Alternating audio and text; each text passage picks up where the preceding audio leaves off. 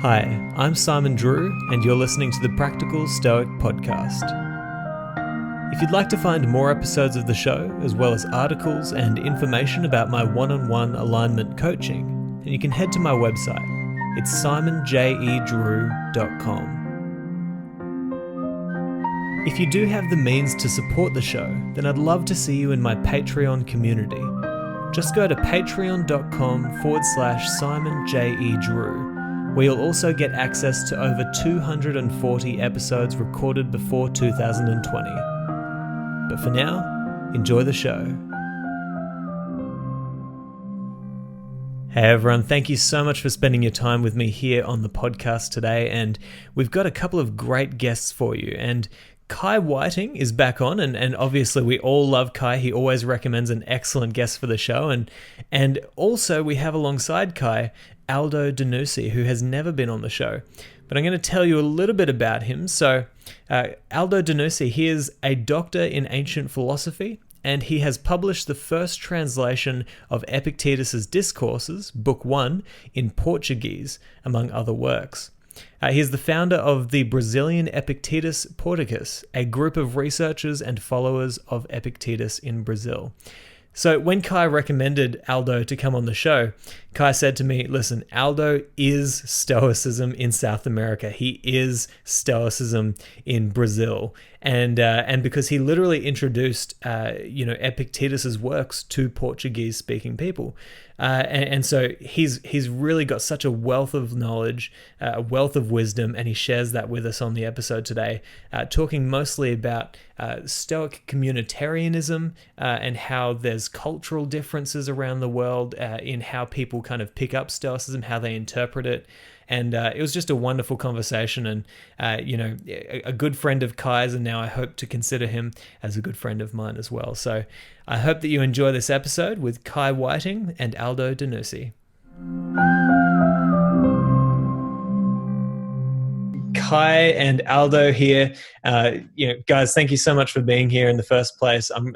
Aldo, I'm particularly excited, obviously, to chat with you about everything that you're doing for the South American portion of Stoicism, right? And but as is usual, whenever you, Kai, recommend an excellent guest to come on the show, I'm going to start with you. I want you to tell myself and the audience, why did you say that we have to get Aldo on the show? What was it about Aldo and his work that excited you so much? And then Aldo, I'll bring you in and you can kind of give your own little summary of who you are, what you do, and why you're into Stoicism at the moment. Well, I'm Aldo Dinucci. I'm professor of ancient philosophy at the Federal University of Sergipe, Brazil. And I'm also the editor-in-chief of Prometheus, a Brazilian journal of philosophy, and I have published, among other books, translations from Greek to Portuguese of the Manual of Epictetus and Epictetus Discourses. Actually, I started to research Epictetus 20 years ago, and I was reading French translation of the Enchiridion of the Manual, and I realized that we had no translation available in Portuguese of it. And I started to translate it from Greek to Portuguese 20 years ago. And I published it at the first time in 2007, the first edition of my translation.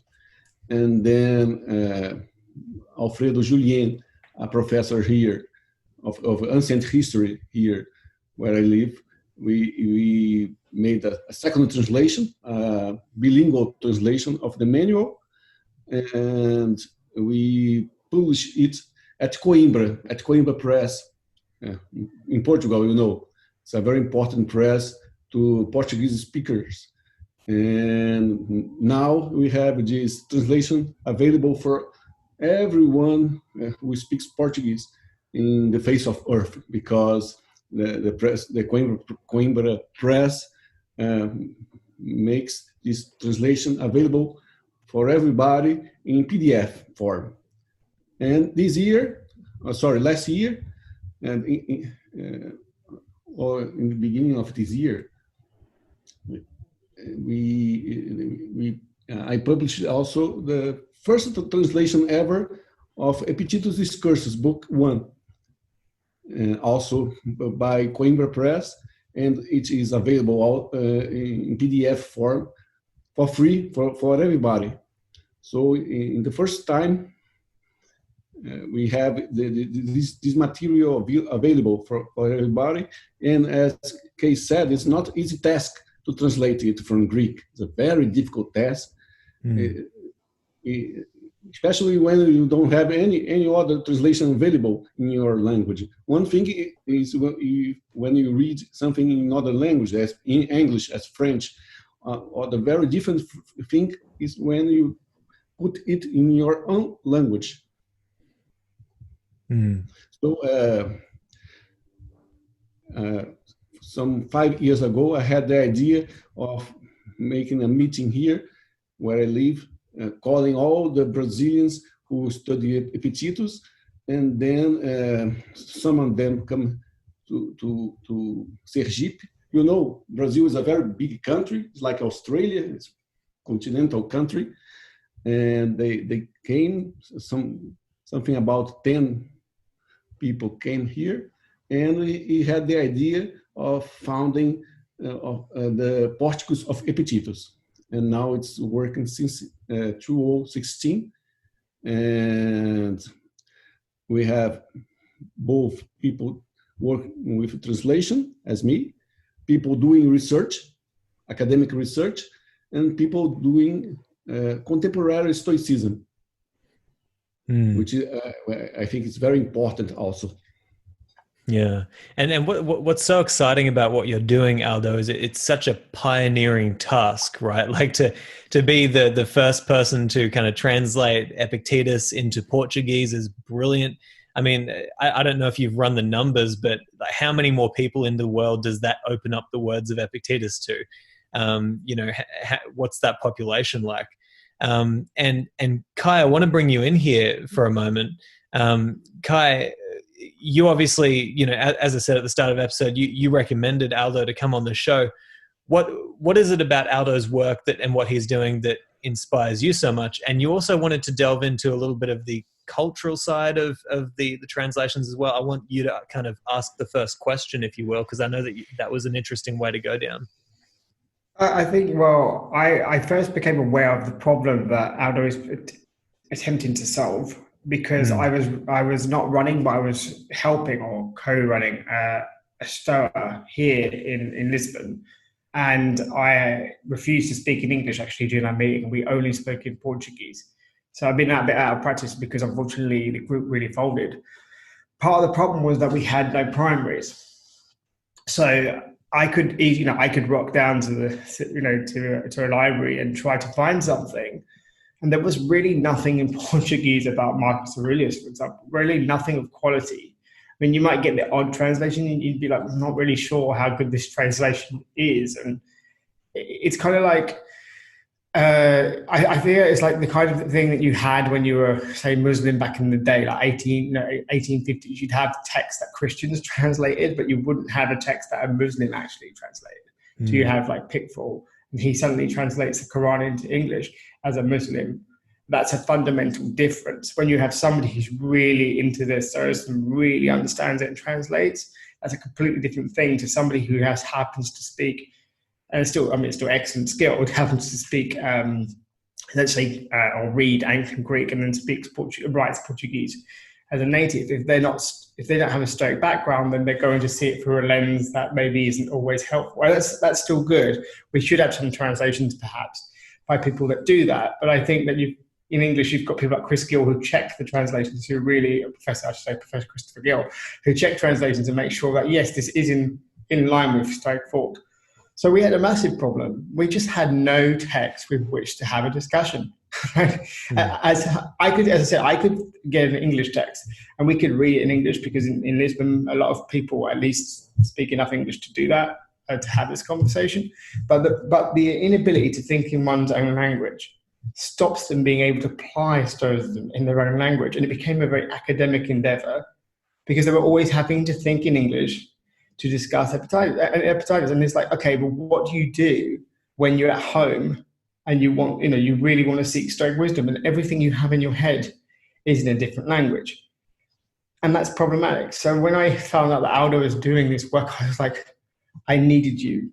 I needed to know of you before we folded, because we folded in part because it was very difficult to attract new people interested in Stoicism. When they go, well, what can we do? I can't even get the book in the library. I can't get the book there's nowhere I can go to get this information. Therefore, it's not useful to me. And I'm not an academic person.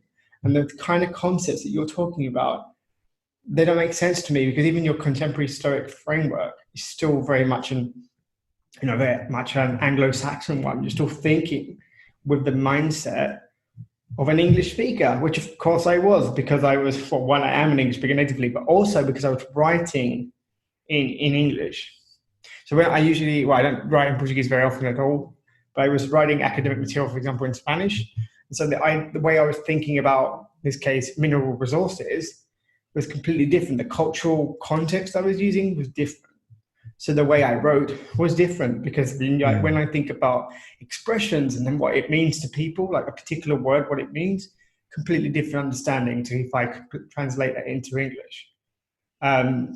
So this was really problematic. And I found that Aldo was doing this work, and I was like, wow, this is pioneering. Whatever I might do in the environmental field, okay, that's pioneering in one aspect, but I'm taking Stoicism into areas that haven't really considered Stoic application, but this is so much bigger. To take it to, like you were asking, there's 200 million Brazilians, there's 10 million Portuguese. So we're talking at least, I reckon 250, 300 million people suddenly being able to access Stoic primaries. But more importantly, Aldo didn't really say this, but his community is also translating my texts, Donald Robertson's texts, transcripts, so that people aren't just thinking about the primaries, but really about the application of Stoicism in a contemporary context. And that's a lot of work. That is a fundamental amount of work, and there's not a lot of credit. There's not a lot of credibility. You can't sit there and say, yes, I know Kai wrote like 5 papers, but I translated 150. In academia, that doesn't even count for anything. I mean, and we need to, and that's wrong. It's absolutely wrong. And I thought, no, we need to celebrate Aldo's, not just Aldo, but Aldo and his team's work, because it's a lot of work that goes beyond just writing the odd paper here and there. So I was really excited, because it is like being a pioneer on the ground. It is doing something which is fundamentally important.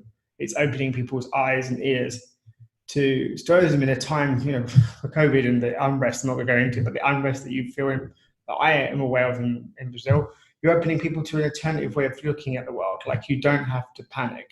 You just have to have a good framing. And I think Stoicism is not the framing, but certainly one that you could use. So for me, it was like, we need to celebrate Aldo, and we need to show other people that in their country, for example, they're Latvian, and they want to have Stoicism in their country, perhaps they could contact Aldo, and Aldo could explain, like, these were the challenges that we had. So I think my question to Aldo would be, what was the biggest emotional challenge for you to have on your shoulders? Because I know that you do have on your shoulders, like, at least 200 million Brazilians who, if you don't do your job, don't even hear about Stoicism.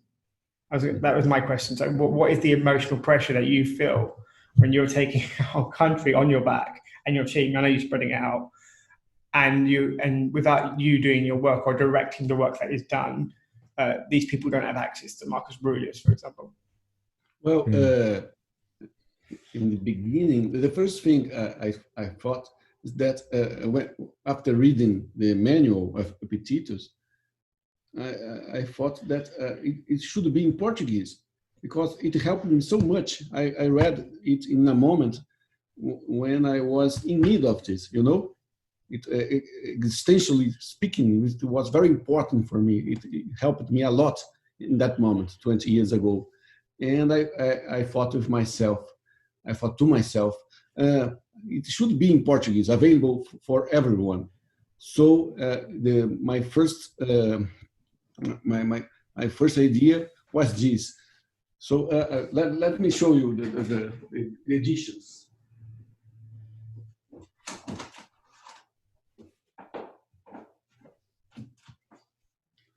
So in 2007, we published this small edition. It's a very small one, it's old by now.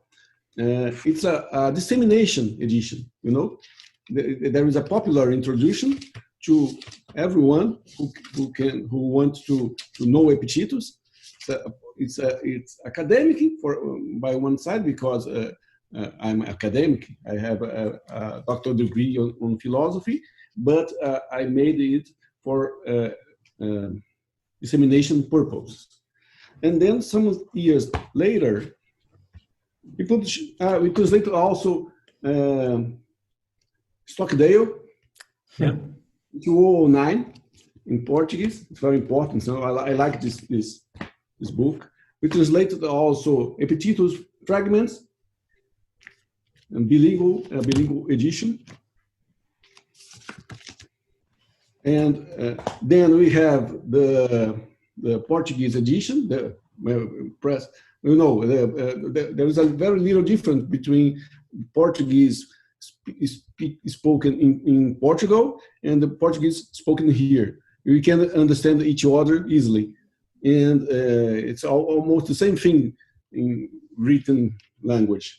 So it's the academic edition made in Portugal with an academic introduction. And there is also, I don't have it here, the bilingual edition, as you said.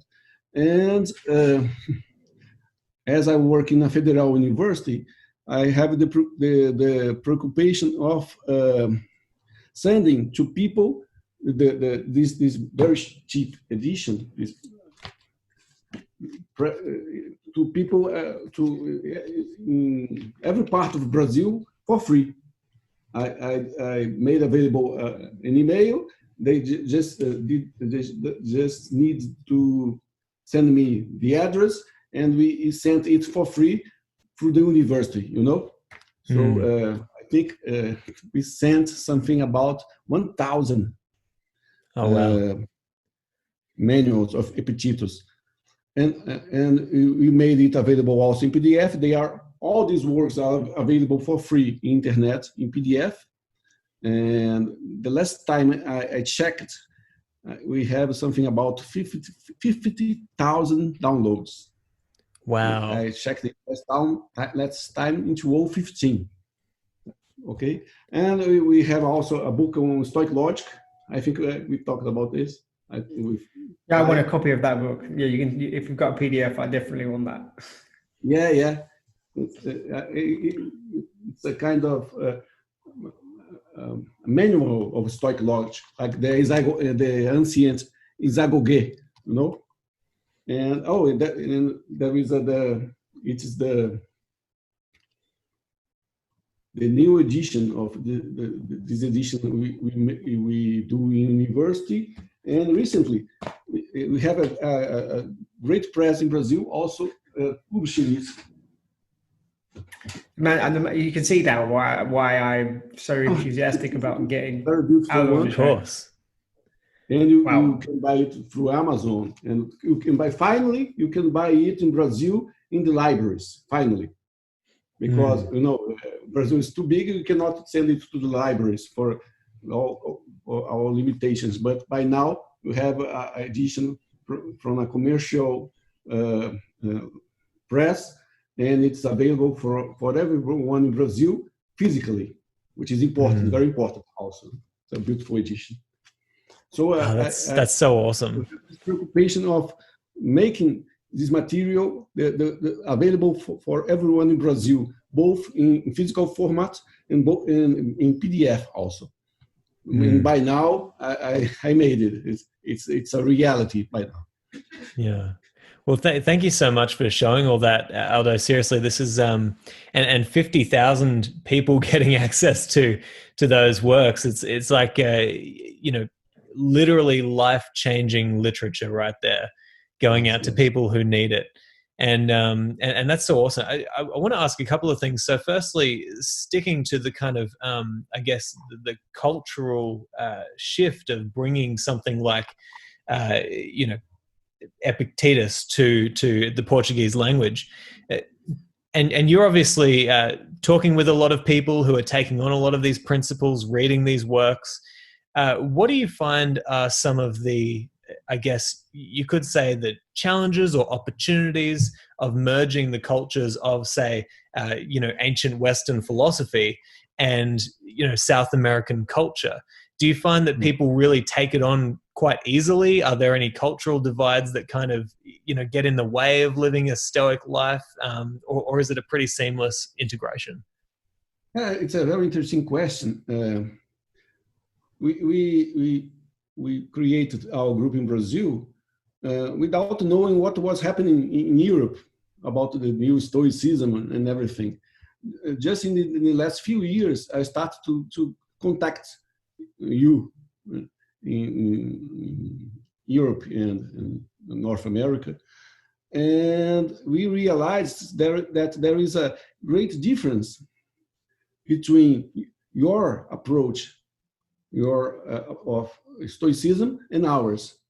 We realized that in Europe, both in Europe and in the United States, the approach is very individualistic, And in Brazil, it was since the beginning communitarian for some reason. I don't know why exactly. So our approach is communitarian from the beginning.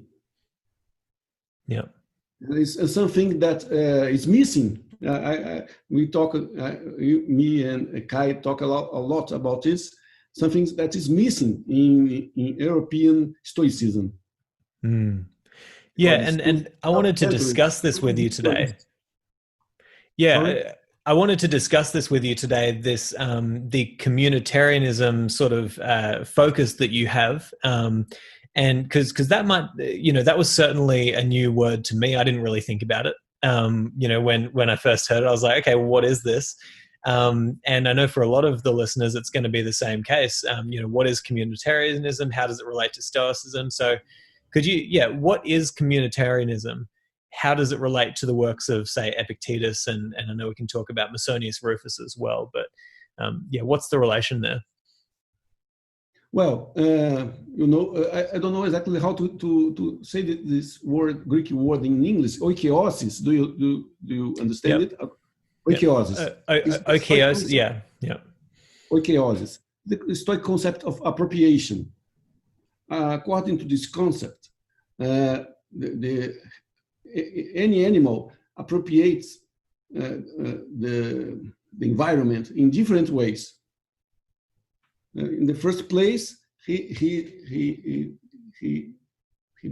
becomes aware that he is something distinct from the world. In the second place, I don't know how to express this exactly in English. Let me try. He tried to save himself. Help me, Kai, with this. How do you say this? So you've got the idea that you, particularly as a mammal, you first recognize that there is a world in that you're in it but separate to it. Then you realize, okay, I need to survive. So you become very much like the typical baby that screams. And the baby is aware that if they cry, under normal circumstances, okay, so assuming they have parents that actually care for them, if they cry, they will receive something. And they form this bond of love, and a very strong bond. And it's not just their bond. Obviously, the mother particularly has this bond too, for different reasons. But their bond is fundamentally, this is the person that feeds me. This is the person that keeps me warm. And so love is a very selfish thing. But as the child or even animal grows, they become more of an individual, but less individualistic, because they realize that what's good for them is actually good for the community. It's not just, that's why as a 5-year-old, you can't cry all the time, because your parents will be like, no, like, what are you doing? Even at 5, you can still cry, but not to the extent that you cried when you were 6 months old, because you suddenly realize, yes, I'm growing as an individual, and you become less individualistic, because without going into psychology, and it doesn't tie completely in with what psychologists would say about phases, but you become less individualistic and more collective or communitarian in your approach, because you realize that looking after the community means looking after you rather than just looking after you. I don't know if Aldo, if you want to add anything to that. it's this step of appropriation, this step of when you establish bonds of affection. For the Stoics, establishing a bond of affection is seeing the other as a part of himself, of yourself. Sorry, seeing the other as a part of yourself. For example, when an animal mother is a mother, she tries to defend his sons by all means available, even risking her own life. Why? The Stoics will say that the animal does it because he sees his offspring as a part of herself. In the humans, it is the same thing. The first important relation of human beings, of course, is that one established between mother and son or daughter, and then the human being starts to doing it with other human beings, because we are communitarian beings, as Musonius says. We are like bees in this sense. Okay. Yeah. And keeping this in mind, the Stoics think that the correct action in society is an action which aims at the good of the individual and the good of the community. So Stoicism is neither egoistic nor altruistic, but it aims at achieving the communitarian action, an action which is good both for the individual and for the community. So it's kind of like it's a recognition that really the only purpose for me taking care of myself is so that I can take care of more people, right? It's like as I care more, as I really take care of myself, more people will benefit from my strength, my courage, my justice, my virtue, like my wisdom, all that sort of stuff, right? Yeah. The virtues make no sense without the recognition of other people. Yes. Virtues okay. always have a social aspect. Epictetus says this when he talks about Zeus, that when Zeus is the rainmaker, to be the rainmaker, he at the same time he helps people. He helps people sending rain to the world. So for the Stoics, virtues are at the same time social and individual. Yeah, this is really interesting to me, because I've been thinking about this a lot lately. This idea of, okay, you can't just chuck the idea out to humanity and say act virtuously, because I mean, who knows what virtue is and how do you figure it out? And there's so many things that you could argue over. But so what you're saying is communitarianism is almost could it be used as a framework to say virtue is what is good for the hive of humanity, the beehive of humanity, right? If it's good for other people, if it's good for me. But even then, I mean, when you start questioning, is it good for humanity? How do you get past the roadblocks there? Because there's so many arguments that you could have over if something is good for humanity or if it's not good for humanity. Like, this is a question that I want to throw out there to both of you. How do you judge a virtuous action over an action of vice? Like, how do you make that distinction, even when you are saying if it's good for humanity, it's good? Do you want to talk a little, Kai? I think Kai could. I think I emphasize the fact, and it's not just me, a lot of contemporary Stoics do so, and obviously the ancient Stoics do, that virtue cannot exist in a vacuum. I can't be just to myself. Now, I can on some very tiny level, right? So if I lived on a desert island, I could be just to myself. But I think that would be missing the point, because I even, as your listeners know, I added a circle because the environment, not just what's good for humanity as a species, but as good for humanity as part of the bigger whole. So even if I'm on a desert island, I can't sit and burn it just because I'm, angry with the world that no helicopter has come and rescued me. Because in the end, if the helicopter does not come and rescue me, I'm now living on a burnt island. And I use that very specifically because of climate breakdown, we're literally burning the planet that we're on. So I would say it's extended, but yes, this is something that the Stoics traditionally didn't recognize, even though the environmental pollution was pretty high. If you look at the ice cores, it was just as high as just before the Industrial Revolution. So we had to go from ancient Roman period, the lead mining, to the Industrial Revolution to reach the same level of environmental challenges. So it's not something that they were completely oblivious to, but obviously the scope, the expanse of it is different. When I ask myself, okay, how do I know what's good? You get various viewpoints. This is why I think the traditional Stoic view of the Stoic God is very important as an objective yardstick that isn't part of me. So the Stoics would say, well, they would use a different answer. They'd say, well, it's the fragment of your soul that goes back to a conversation we had with Will Johncock. The fragment of your soul that corresponds to the fragment, to the logos, would show you what is right. So there is a sort of, it's different to Christianity, for example, because you inherently believe in Stoicism that humans are good. There is no original sin where we are inherently bad and we need God to rescue us in that sense. In the Stoicism, it's like we are inherently good and we need to connect ourselves with God so that we continue to be good. And then when we fail to do that, we are, as Marcus Aurelius said, cut off. We cut ourselves off from society, or the world in general. So then you say, okay, but how do I know what's good for humanity? How do I know that?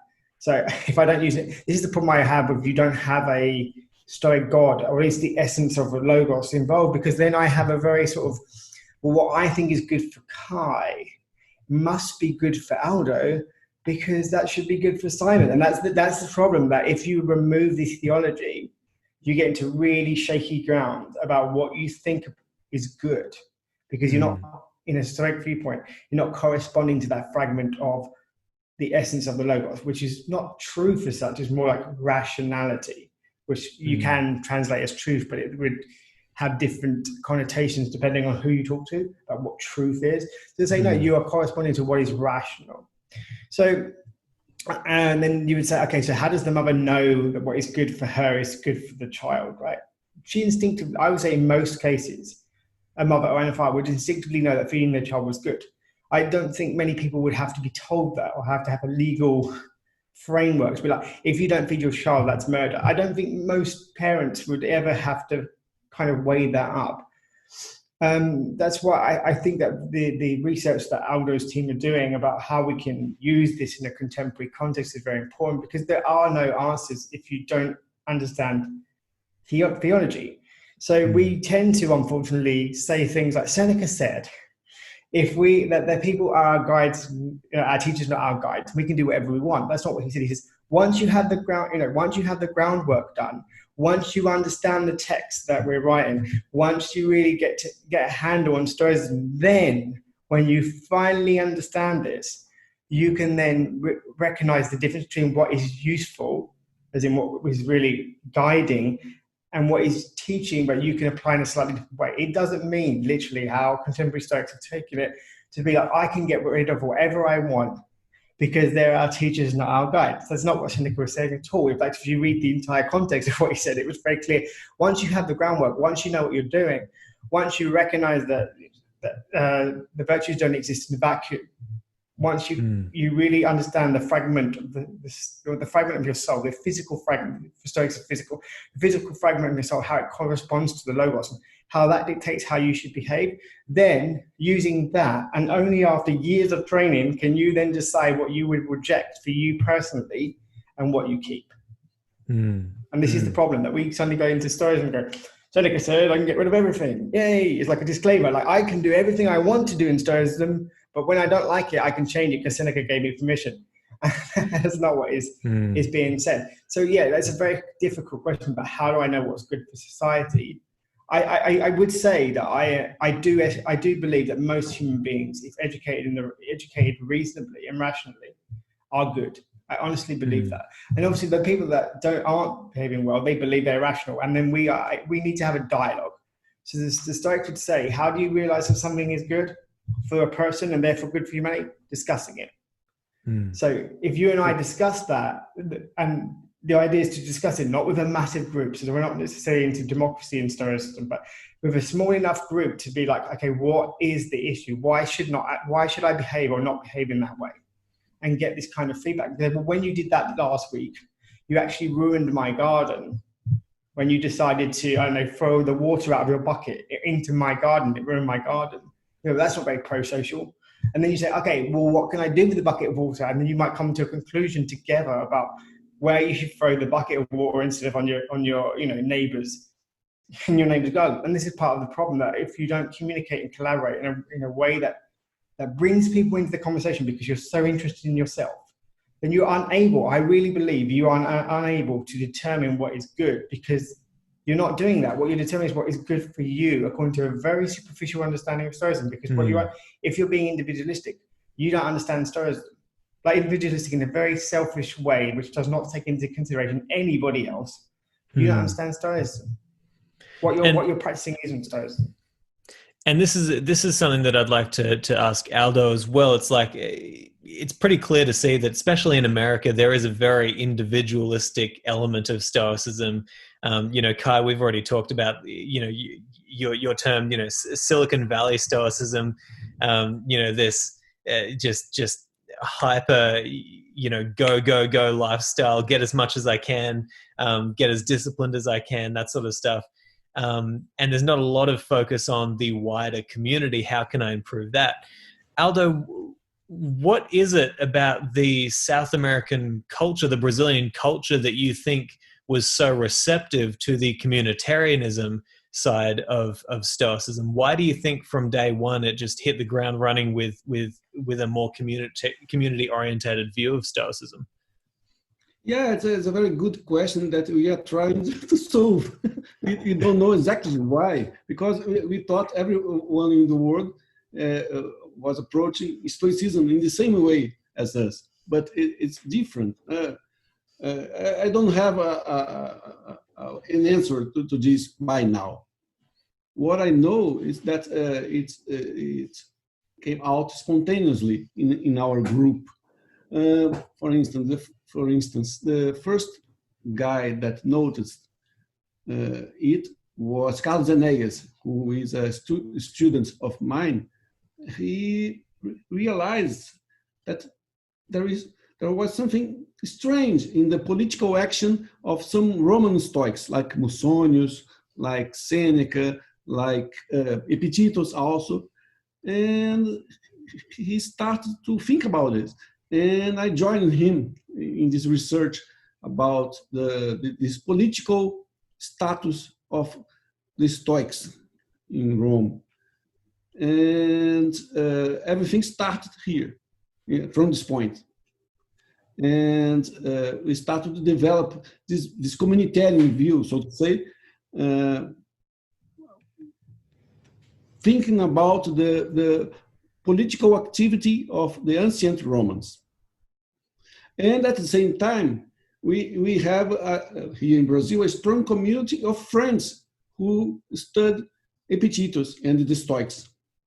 And this community sprung naturally. It was spontaneously, so to say.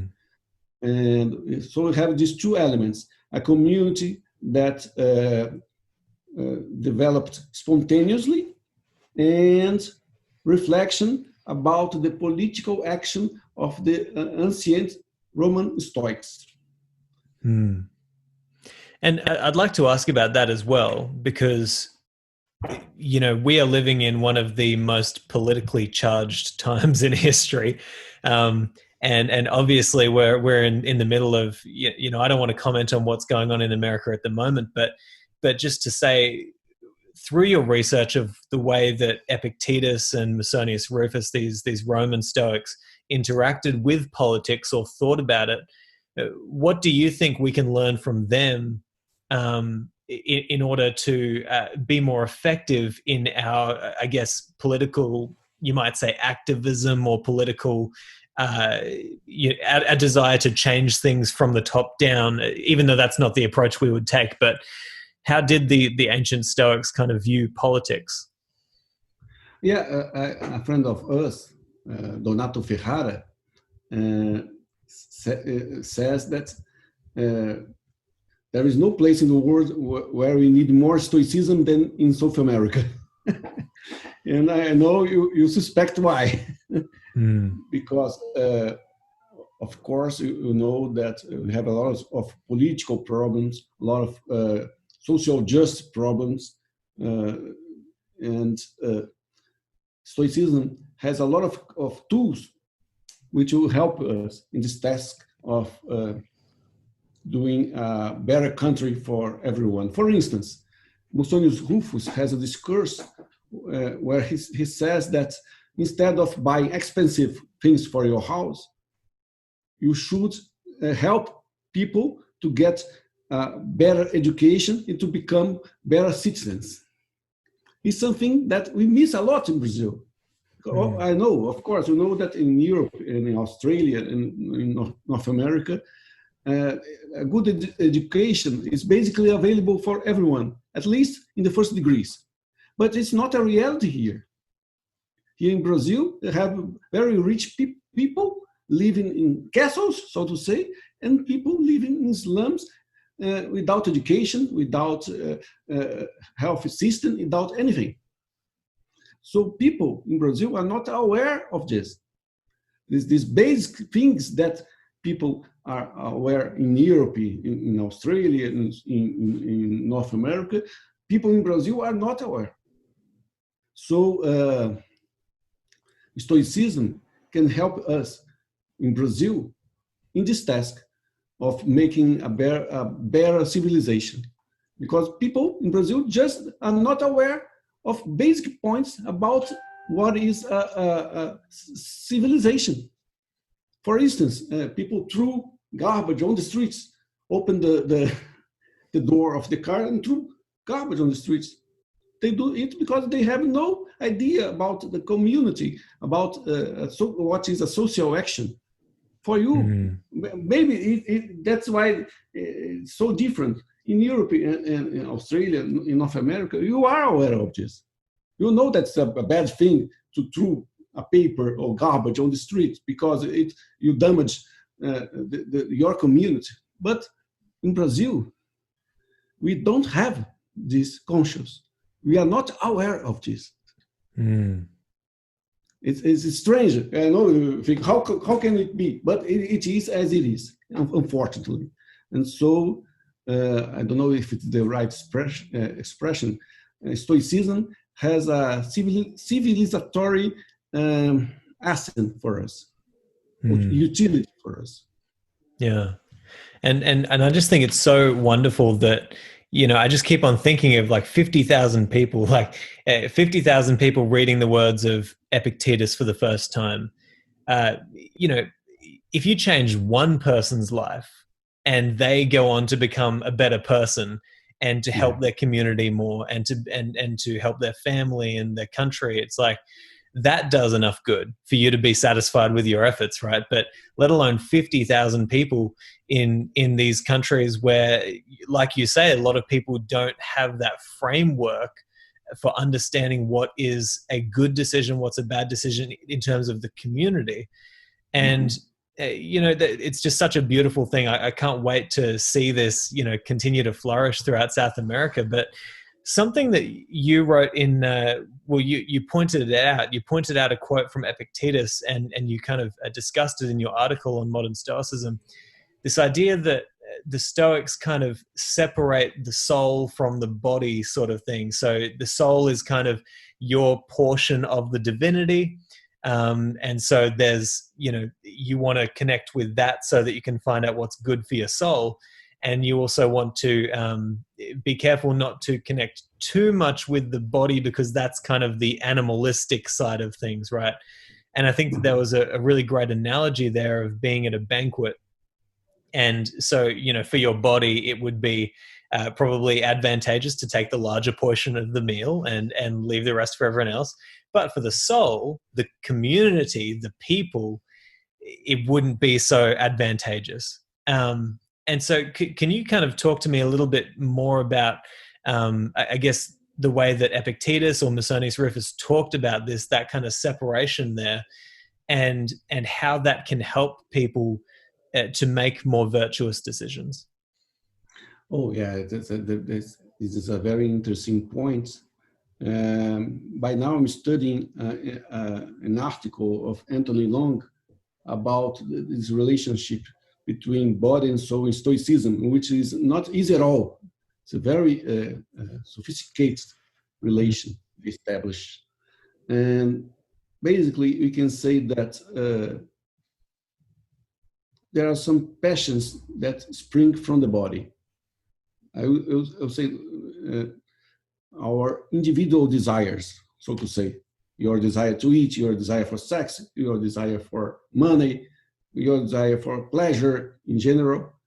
And these desires, they are not communitarian in origin.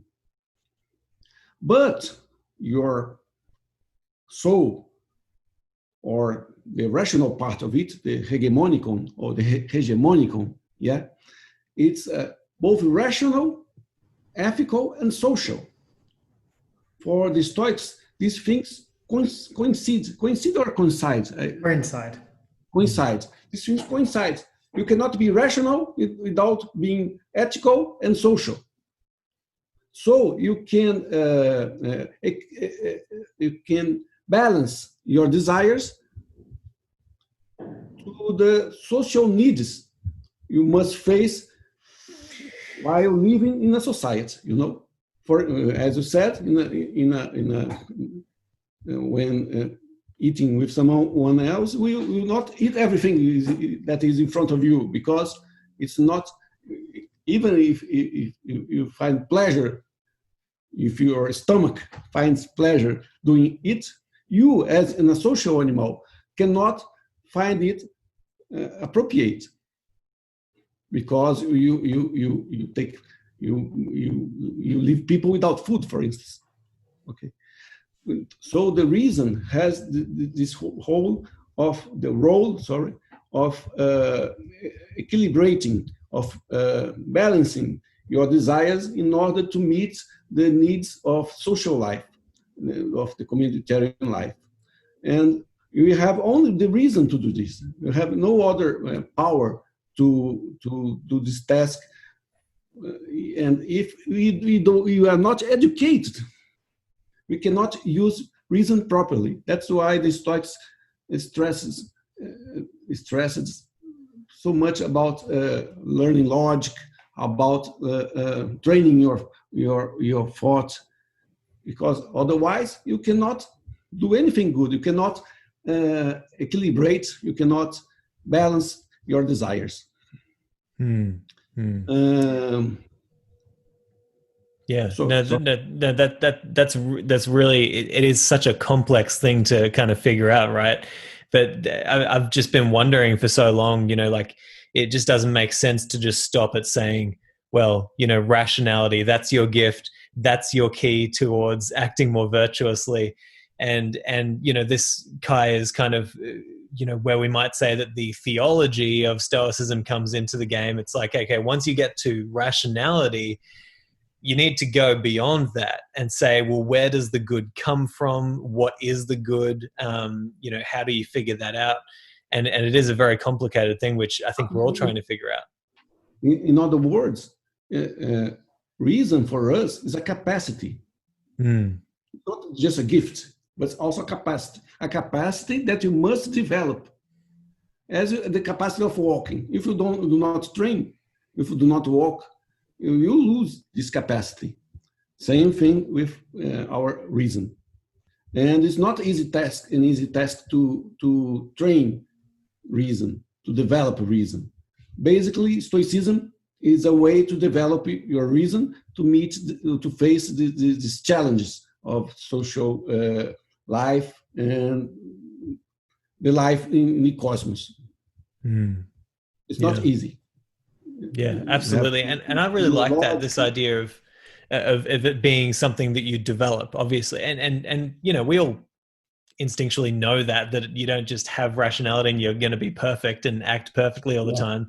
The reason we know that is because we don't act perfectly all the time, even though we think we have rationality. But it helps to see it as something that you can develop over time. And I think that that's what the Stoics were obviously aiming at, right? They were trying to gain a deeper connection, respect, and awareness of their rationality and their ability to decipher what is wrong and what is right. And for instance, sorry, go on. That's why logic is so important for them, because without studying logic, you give assent to sophisms, and giving assent to sophisms leads you to have a false vision of the world, and act in a bad way also. That's why it's so important, for instance, for them to study sophisms in order to do not give assent to them. As we see nowadays in politics and in our personal lives. So it's a very important thing to know. In Stoicism, virtue is knowledge, and knowledge is virtue. Yeah. So when you know something, this knowledge leads you to a good action. And if you do not know, this absence of knowledge, you lead you to a bad action. Yeah, and this is what's so I guess beneficial and also challenging about the time that we live in, is that there is so much information out there. There's so much knowledge out there, right? And so it's a pretty daunting task. And you think, well, on the one hand, it offers a massive opportunity, but on the other hand, you could put up pretty much any, problem to solve for humanity, and both sides will find some information that supports that their way of doing things is the better way of doing things, right? And so, like you said, going back to logic, that's the study of, okay, well, which side is right? Let's decipher their arguments. Let's try and not fall for for sophism, as you said. Let's try and get to the bottom of this question. And I wanted to ask something of both of you, because there's actually this. I want to read this quote here. Actually, I'm going to grab this out. This is a quote that you cited in your article, and it was from Epictetus in the Enchiridion. And I highlighted this ages ago, and when I read this in your article, I was like, damn, that's such a great quote that we all need to listen to. And I want to have a discussion about this. But he says, if you decide to do something, don't shrink from being seen doing it, even if the majority of people disapprove. If you're wrong to do it, then you should shrink from doing it altogether. But if you're right, then why worry about how people will judge you? And this kind of aligns with something that I've been thinking lately, which is that we really need at least one or many Socrates in our time right now, right? Socrates was the person who came along and said, you know what, no matter what your laws are, you tyrants, I'm going to live how I think is correct, what I think is virtuous.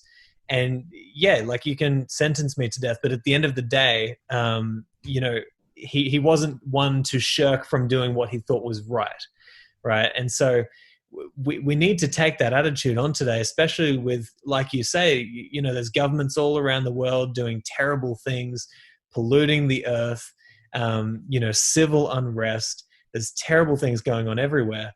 We need to have a little bit of that. Well, once I know what is right, I'm going to do it no matter what, and I'm not going to worry about what people think of me. How do you think you get to that stage where you have the confidence to be able to do things that are right despite the public opinion saying that it's wrong, or the public opinion not approving of your decisions? What is the process to get to that stage? Please, Kai. Yeah, I'll chuck it over to Kai.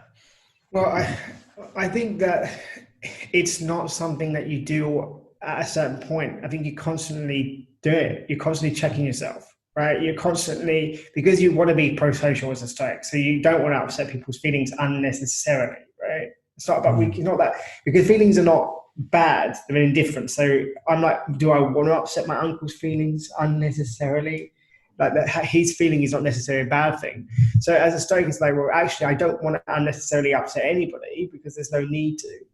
So you're constantly in that balance of like, what is the correct course of action? And in an ideal world, it's very simple. But in the practice, it's like there's so many. When I look at justice, is how I speak to somebody, what words I use to correct them, where they're at. How can I be as fair to them as I can be based on the fact they're 5 years old, or the fact that they're a new Stoic, or the fact that they're 29 years old but they've never read a book before, so they've only read one book, and so they think that that's the book. How can I correct them? So there's a whole lot of concepts we have to manage. It's not just like, okay, I know, for example, that throwing rubbish out the window is bad. I know that's bad because of the reasons Aldo just told me. However, the person that I'm educating, they might not know that. And to be fair to them, I have to try to be like, okay, why are they doing that? And what is the best way to talk to them about this? Because that's also about being fair, right? I can't just launch into an academic discussion with somebody about why they shouldn't throw something out the window. Even if I know that's the reason, if I can give you evidence, sometimes you have to break it down to somebody and you have to be fair to them and you not give them the benefit of the doubt. I wouldn't go that far, but certainly try to see from their perspective why they're doing something. And they might be like, well, I don't care. And then you can correct them. And they might say, well, I didn't realize it was wrong. Literally, I've heard this in Latin America. I'm giving somebody a job. If I throw something out the window, I'm giving a person a job. So I'm doing them a favor. Honestly, in Colombia, I heard that quite often. So then you say, well, actually, that's a really good place that person's coming from. They're actually thinking about giving somebody a job. They don't think that maybe that person could do something else. They think that there's another job that person could do. So then you start to understand that you're looking at it from their perspective. I'm not asking, it's not empathizing. I mean, I don't agree with empathizing, but certainly sympathizing with them, trying to understand at least why they are reasoning the way they are based on a discussion. So you're not trying to be them or think like them. You're just literally asking them why. And I think that we're just not doing that in society. We're not asking a debate. Even something you just said about who is right. It might be that somebody has some right here on the left, for example, and some right on the right. So it's not even deciding who's right. It's which part of the argument is correct. So not the person. We don't judge the left wing or the right wing or the green chariots versus the red chariots. They're more correct. It's more like which part of your argument is correct and which part is not correct. And that's difficult because then you're always going to be in that middle where you're not pleasing the left, for example, or the right or the red chariot team and on the green chariot team. You're actually just saying, I'm interested in what is reasonable, regardless of who says it. So it is a very unpopular position to be in. I do think at the moment at least, it will change. I think the academic community or at least the authors in contemporary Stoicism, we have a bigger responsibility, we have a bigger obligation. And my concern is that if you have contemporary Stoics writing about individual pursuits, is the kind of people that you attract to Stoicism are individualistic. So I would argue perhaps with Aldo, or discuss, I should say, so perhaps the reason why the Brazilian community was pro-social, communitarianism was a pro-social way of thinking about the world, is because the people that were doing the movement were pro-social and they wanted to build a community and they wanted to disseminate information for the good of the community. Because the roots of the Brazilian tree was being watered by communal desires. What sprung up was a Stoicism that was communal. And you can see that is changing a little bit in Brazil because they're reading English contemporary Stoic stuff, and you're getting in these people who have no interest. And I'm sorry to say that about Brazil. It's sad because they have this hasn't been the case, but now because there's like this translations into Portuguese of contemporary Stoic material, and I don't know how, I'll emphasize the word contemporary rather than Stoic, you're getting a whole load of people interested in quote unquote Stoicism that don't share Aldo's waters, like they've been watered by this communal communal sense. So I would say the reason why Brazil was communal was because the leaders were communal. So the people that I attract to Stoicism are the people, in my case, are people interested in the planet and the environment. And the people that I don't attract so much are the people interested in, stocks and shares, because I don't write about those things. Not that they're wrong, but I don't write about how you can apply that to the Stoic framework. So you can really see we are who we attract as well. So if Stoicism is becoming selfish and individualistic, which it is, even in Brazil, unfortunately, increasingly so, that's a very poor reflection on the English-speaking Stoic world. It really, the trade books and the commercial material, not the academic material. And then you start to see, wait a minute, we need to be very careful what Stoicism, what framing we give Stoicism, and what we focus on. So that to me is like something that's very sort of inherent to me that we have to solve, we have to really grapple with. Yeah. Kai is talking a very important thing. Recently, we founded a Facebook group. It was not founded by me, but they invited me to coordinate the group. By now, it has something about 4,000 people in it. And I was shocked about some approaches of Stoicism that came from Europe and United States. For instance, the red pill. I could not believe someone was using Stoicism for this purpose. I came in contact with it with Kelly Rudolph, a friend of English friend. No, she's American, but she lives in England, a friend of mine. And I was shocked. How can someone use Stoicism as a weapon against women? It's unthinkable. And I realized that a lot of Brazilians were following it. And I decided that it was unacceptable. So I started to fight back. As you asked first, once you realize that you must do something, you must do it regardless if the people you like it or not. So we start to fight back, and we realized also that these red pill guys were linked with fascism. How do you say fascism? Fascism.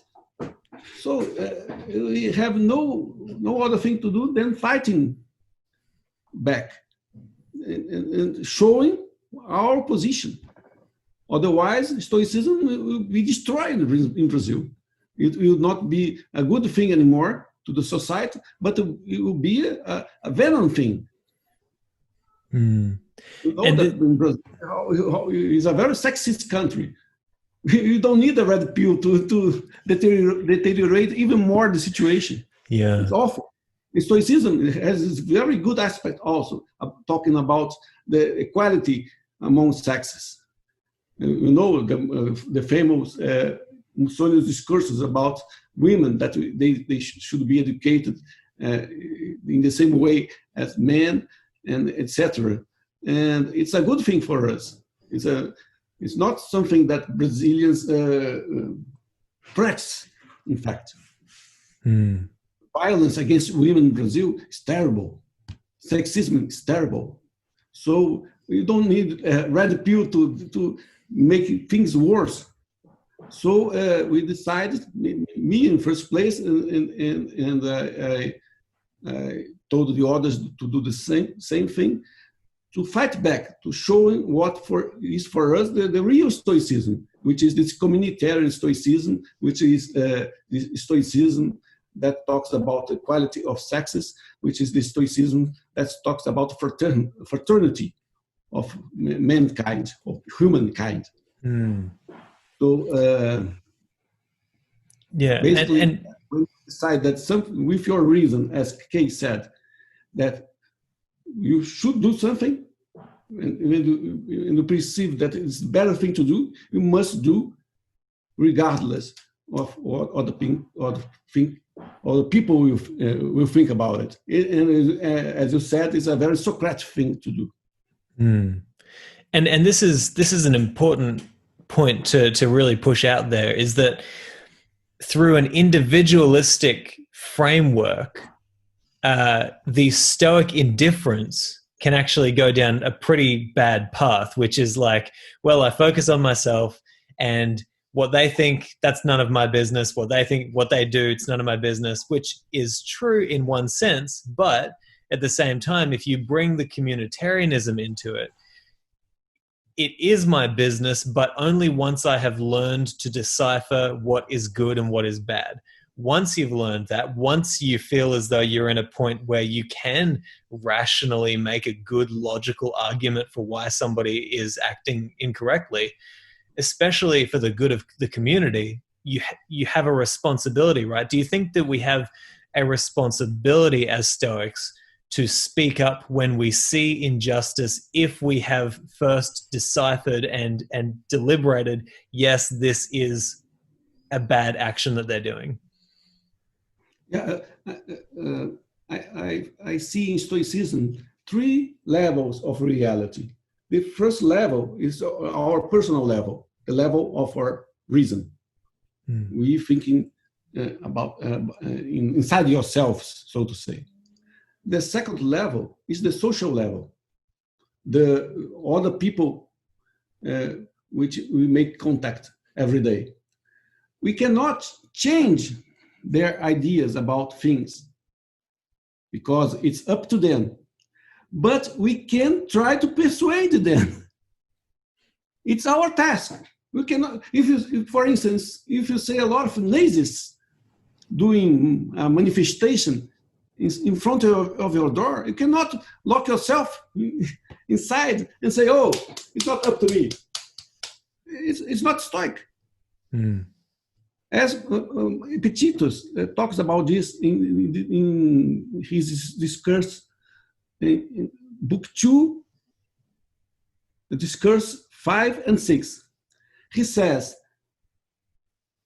external things are indifferent, but the use of them is not indifferent. External things are the material for our choice.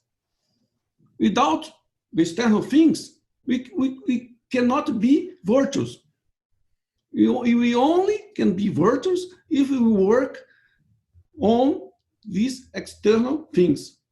They don't have a value by themselves, but the use of them make all the difference. That's why I have a virtue, to make a good use of external things, or as Epictetus says, to make a good use of presentations, of fantasiae. Of impressions, yeah. So you have to be aware that you cannot change the idea of the others, but you must try to persuade them to think about what is the best thing to do, what is the best thing for you. So if you see a lot of fascists, of Nazis, or fascists or Nazis, social groups making propaganda, you cannot be in silence and say, oh, I don't care, it's not up to me. I'm Stoic, it's not up to me. I will be locked in my room. It's not Stoic at all. It's a coward action. Yeah, it's a coward. Yeah, so that's it. Courage. Sometimes you need more courage. Yes. Repeating, you must be aware that you cannot change what they think. But at least you must try. The best example of this is Musonius again. When Marcus Antonius Primus was invading Rome in 20th of December of 69, he stood in front of the soldiers and said, please, don't go. Let's think about peace. Let's put the arms down. He was not successful, but he did what he could. At some point, the soldiers said, Musonius, if you if you don't go out, we'll kill you. And he thought, I did what I could. But he did something. He was not just assisting the soldiers entering home. You know that it was a terrible invasion. thousands of Romans died by the hands of their own fellow citizens. But at least he did something. And we must do something when we see injustice, when we see terrible things being doing or being said. It's the Stoic point of view. You cannot just assist as if it was not with you. It's as if it is not your problem. It's your problem because it happens in your society, in the face of earth. So it's your problem also. Yeah. And, I think what's really important for people to realize is that it is your problem when you are at the stage where you can absolutely when you know for sure, when you've logically worked it out, yes, it's the wrong thing to do. We need to fix this. That's when it becomes your responsibility. But, I probably, like many people listening to this, am well aware of the many circumstances where I have learnt a new idea, and then all of a sudden I think that somebody else is doing something wrong, and I go and point it out to them. And then because I only know this much when there's actually this much to know, I just fall on my face, right? And it's like the ego jumps in there and tells you on every step of the journey, yeah, you're smart enough to point out their flaws. You're smart enough when really you should be focused on your own flaws, try to figure yourself out first, and then try to solve the family or the community or the country. But it's so important for people to really be aware of the power that your ego has over you. Because if you go out there and try to change society, but you haven't figured your own self out, it's going to go terribly for you. But, Aldo, I want to ask you one more question. Probably more on a personal note. So, you've obviously been a pioneer bringing Epictetus to the Portuguese language, 50,000 people reading it already, millions of people around the world who this could open it up to. What is your ideal outcome? What would you love to see happen as a result of the spreading of Stoicism throughout South America and around the world in the Portuguese language? What would you love for people to take from it, and how do you want the world to change as a result? Well, in the first place, we intended to create in Brazil a community of researchers of Epictetus. We made it. It's done. And I hope that the next generation will increase it, and more researchers will appear and study Epictetus and spread his thought. In the second place, as you said, and it was something I was talking yesterday with David Fiedler. In Stoicism, you have 3 points. First, inner peace. As you said, you cannot try to change the world and lose your peace. You achieve nothing for you and for anyone else.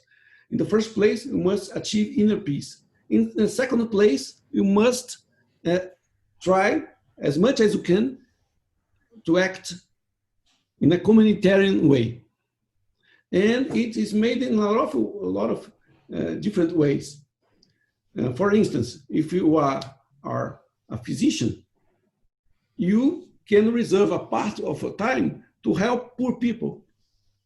I give an example of my childhood.